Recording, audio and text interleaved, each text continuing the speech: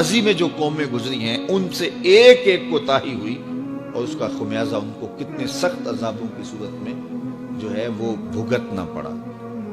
اس امت پر حضور کے صدقے سے عذاب استیصال نہیں آئے گا۔ عذاب استیصال وہ ہوتا ہے جو قوموں کو برباد کر کے رکھ دے، قوموں کے وجود کو ختم کر دے، جس طرح شہر مدین پر آیا، قوم عاد پر آیا، قوم سمود پر آیا، اصحاب رس پہ آیا، جن لوگوں پہ عذاب آئے، پچھلی امتوں پہ عذاب آئے، کئیوں کو الٹ دیا گیا، کئیوں کی شکلیں بدل دی گئی، کئیوں کو زمین میں دھنسا دیا گیا، کتنے سخت سخت عذاب آئے، لیکن اس امت پر عذاب استیصال نہیں آئے گا، لیکن چھوٹے چھوٹے جھٹکے عذاب کے انہیں پہنچتے رہیں گے۔ کبھی بے موسمی بارشیں ہوں گی، کبھی موسم پہ بارشیں نہیں ہوں گی۔ یہ عذاب کی صورت ہے، اللہ کی ناراضگی کی صورت ہے، بلکہ تشدد، افتراق اور لوگوں کا قلبی بودھ یہ بھی اللہ کی ناراضگی کی صورت ہے۔ گھر کے افراد ہی ایک دوسرے سے گھر میں الجھے ہوئے رہ رہے ہوں گے، گھر کے اندر لڑائی ہوگی،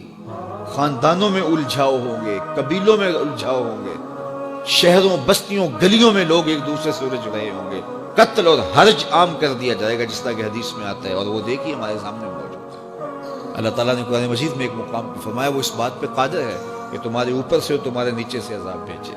عمومی طور پہ مفسرین نے کہا کہ اوپر کا عذاب یہ ہے کہ آسمان سے پتھر برسے، نیچے کا عذاب یہ ہے کہ زلزلے آئیں، لیکن حضرت عبداللہ ابن عباس فرماتے ہیں کہ اوپر کا عذاب یہ ہے تمہارے حکمران نااہل ہوں، اور نیچے کا عذاب یہ ہے تمہاری اولاد نافرمان ہوں۔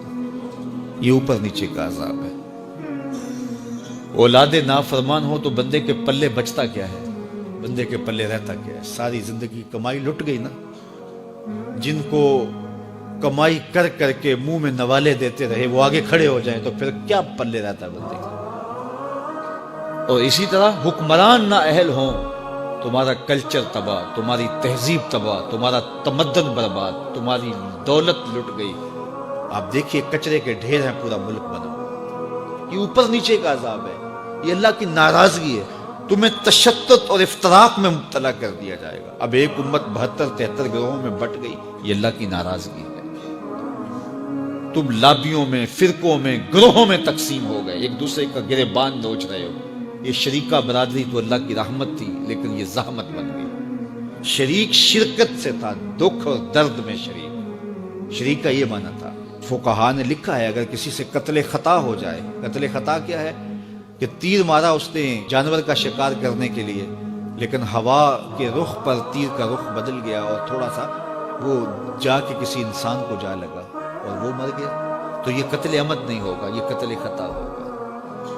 اس طرح یہ گاڑی ٹکرا گئی تو یہ بھی قتل عمد نہیں ہوتا ہے، یہ بھی قتل خطا ہوتا ہے۔ تو اس کا قصاص نہیں ہے، اس کی دیت ہے۔ غریب آدمی اگر اس سے قتل خطا ہو گیا تو پھر وہ کس طرح دیت ادا کرے گا؟ تو فقہاء نے لکھا کہ اس کی شریکہ برادری اس کی مدد کرے گی، کیونکہ شریک جو ہیں اس کے، تو اب دکھ بنا ہے اس کے اوپر، مصیبت میں پھنس گیا ہے تو اب شرکت کرے نا۔ تو یہ شریکہ برادری ہے۔ شریکہ برادری رحمت تھی، اوکھے ویلے کام آنے والی تھی، لیکن یہ اللہ کا ایسا عذاب بن گیا کہ بیٹی کی شادی ہے اور شریکہ برادری طاق میں بیٹھی ہوئی ہے کہ کھانا کم پڑے اور ہم تماشا بنائیں۔ وہ اس طاق میں بیٹھی ہوئی ہے، تو یہ شریک تو رحمت تھے، یہ رحمت بن گئے۔ یہ کیوں ہوا ایسا؟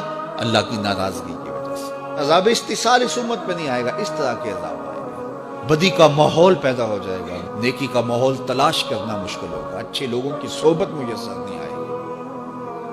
اور آج دیکھ لیجئے کہ آج ہم اگر ڈھونڈنے نکلے تو سالے ماحول میسر ہی نہیں آتے۔ کسی زمانے میں شہر کی بجائے کہتے ہیں کہ گاؤں میں عافیت زیادہ ہے، گاؤں بھی اب برباد ہو گئے۔ کسی زمانے میں ایک شخص کی بیٹی پورے گاؤں کی بیٹی ہوتی تھی، اب جس کی بیٹی ہے اسی کی بیٹی۔ تہذیبیں لٹ گئیں، تمدن لٹ گئے، اخلاقیات بگڑ گئے، اولادیں نافرمان ہو گئیں، شوق چشم ہو گئیں، اور حکمران نااہل ہو گئے۔ تو یہ اللہ کے عذاب کی صورتیں ہیں، اللہ کے عذاب کے رنگ ہیں۔ اللہ آپ سب کو سلامت رکھے اور فراوانی رزق، فراوانی علم، فراوانی رضائے الہی سے مالا مال فرمائے۔